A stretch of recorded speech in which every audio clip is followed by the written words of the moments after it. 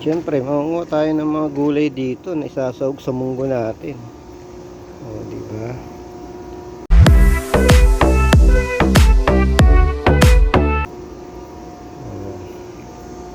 Siyempre, kukuha tayo ng malunggay dito sa likod namin. Ay, ik.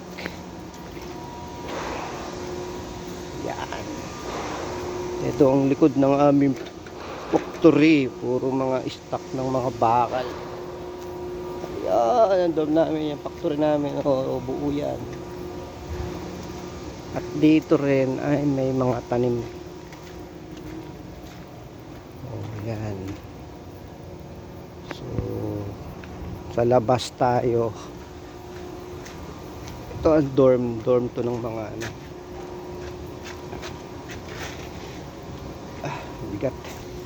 Yun, kuha tayo ng malunggay doon sa labas. So, yun, ito dorm to ng mga Vietnam tsaka Philippines doon. Ito, factory pa namin to. Kuha tayo ng malunggay dito. Yan, malunggay.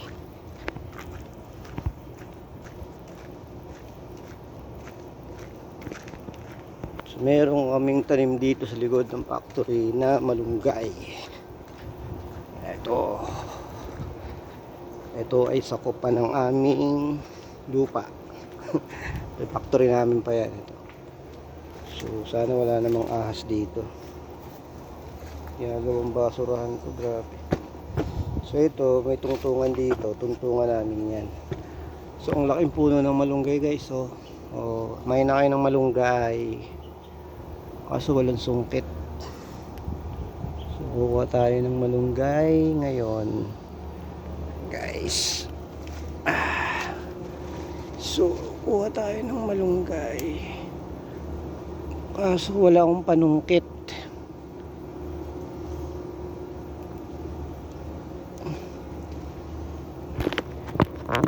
Panungkit. Ayun, nalalaki sa taas. Dami.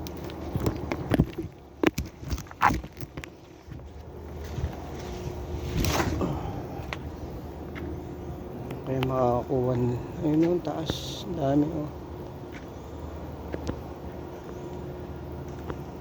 So guys, here we go. Ito na yung malunggay natin. Ang dami. Uy, pang ano to, pantinola tsaka munggo. Dagam.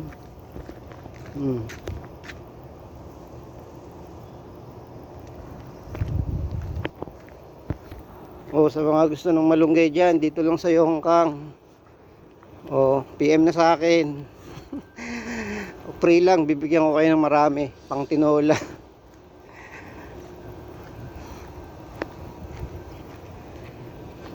May nating tinola. Malunggay.